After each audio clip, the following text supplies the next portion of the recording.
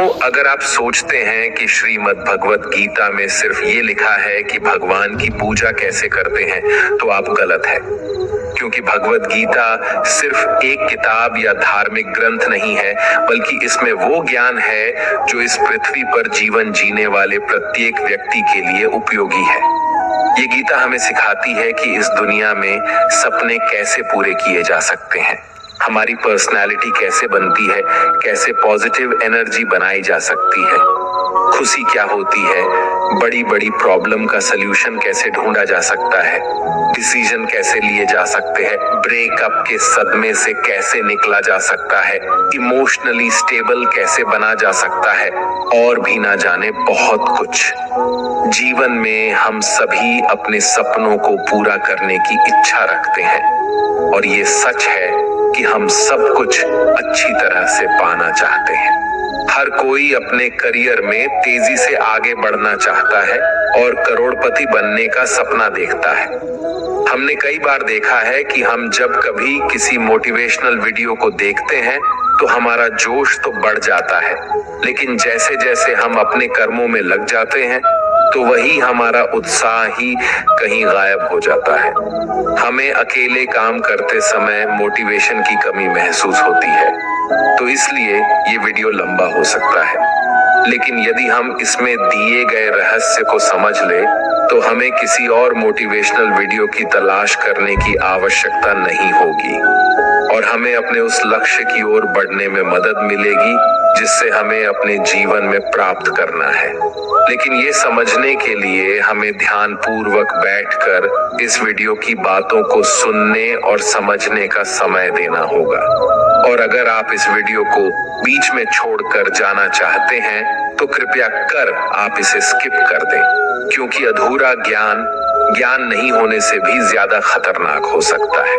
और भगवान श्री कृष्ण ने गीता में कहा है कि हमें किसी को जबरदस्ती गुप्त ज्ञान नहीं देना चाहिए।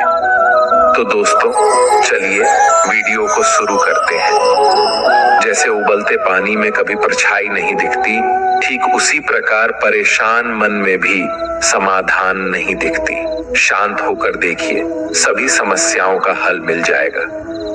हमारा सलाहकार कौन है, ये बहुत महत्वपूर्ण है, क्योंकि दुर्योधन शकुनी से सलाह लेता था और अर्जुन श्री कृष्ण से।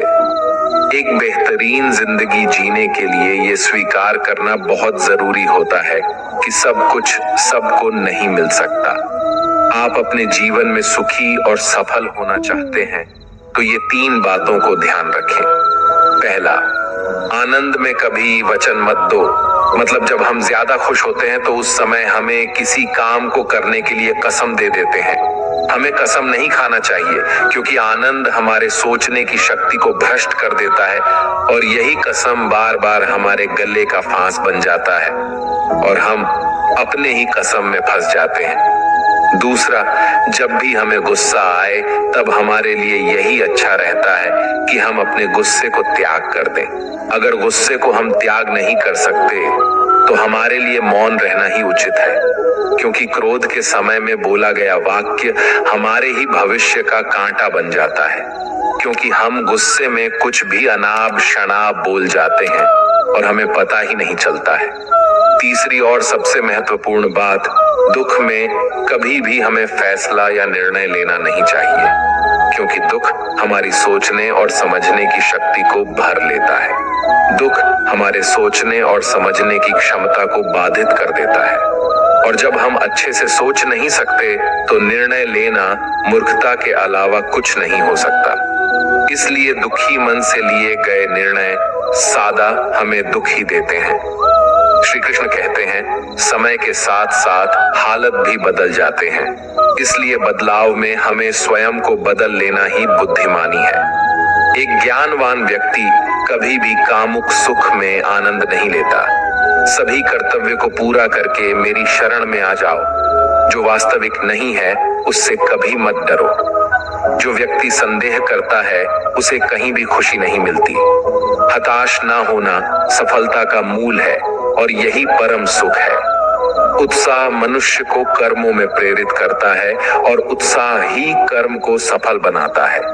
जीवन जीने के लिए मौन आवश्यक है, परंतु जब बात मर्यादा की हो तो शस्त्र उठाना अनिवार्य हो जाता है।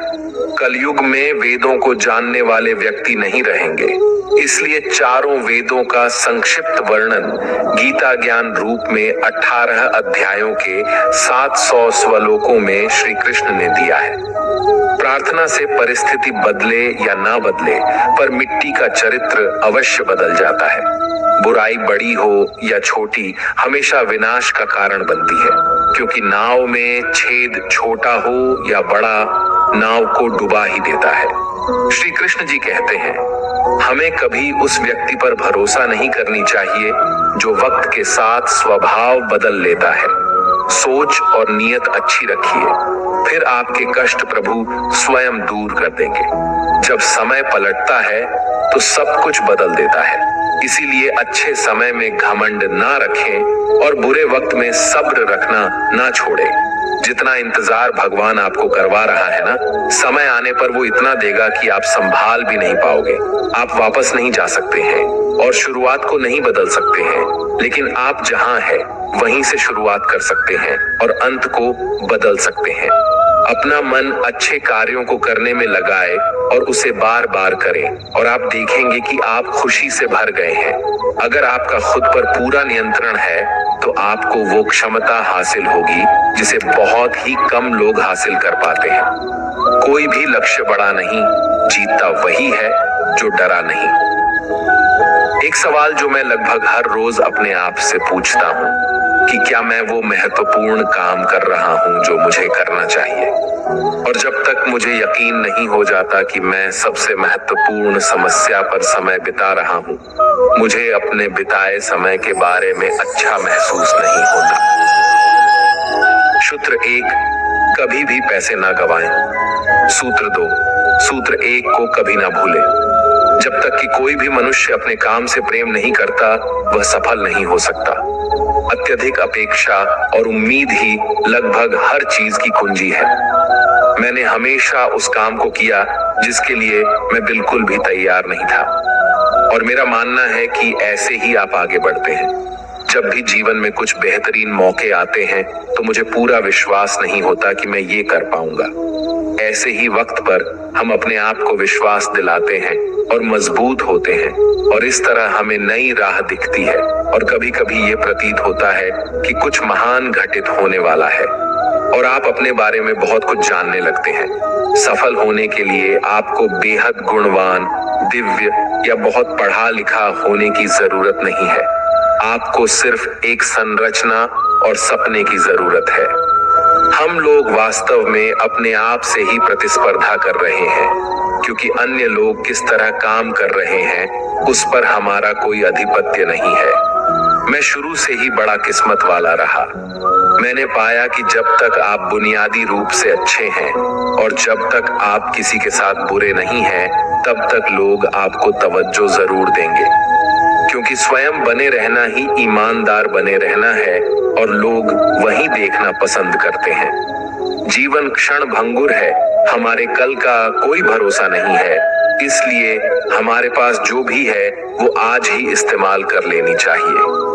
अगर आप दुनिया को बदल रहे हैं तो आप महत्वपूर्ण चीजों पर काम कर रहे हैं और आप सुबह उठते ही उत्तेजना का अनुभव करते हैं। जब भी आप कुछ नया करते हैं तो आलोचनाओं को सुनने के लिए अपने आप को तैयार कर लें। किसी भी काम को करने के लिए अपना जुनून खोजें और फिर वो काम आपको काम जैसा कभी नहीं लगेगा। सवाल ये नहीं है कि शुरुआत कैसे की जाए, सवाल ये है कि लोगों की नजर में कैसे आया जाए। बिना जुनून के ऊर्जा पास नहीं रहेगी और बिना ऊर्जा के आपके पास कुछ भी नहीं है। रचनात्मक और नवीनता किसी भी कंपनी का जान और प्राण होती है। आपको बेहद सक्रिय और खुले विचार वाला बनना होगा। आपकी सफलता इस बात पर निर्भर करेगी कि आप स्वयं को कैसे डालते हैं। असफलता आपको ज्यादा आत्मविश्वास देगी। लीडर्स लोगों के सामने आते हैं और पैमानों को ऊंचा उठाकर रुके रहते हैं और इन्हीं पैमानों से खुद को भी परखा जाना पसंद करते हैं। महान कंपनियों का काम करने का तरीका सबसे पहले उनके महान लीडर से ही शुरू होता है। निराशावादी अंत में सही हो सकते हैं, लेकिन एक आशावादी के पास वहां पहुंचने का बेहतर समय होता है।